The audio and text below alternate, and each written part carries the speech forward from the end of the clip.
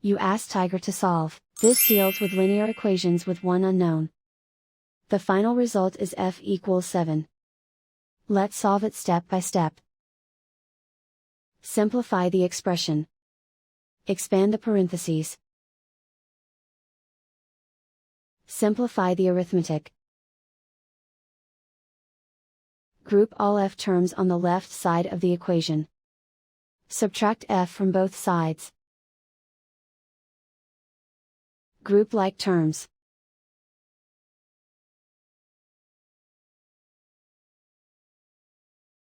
Simplify the left side. Group like terms.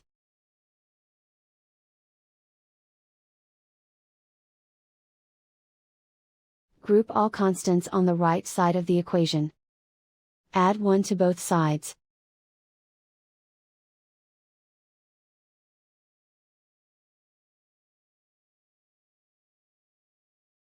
And so the final result is f equals 7.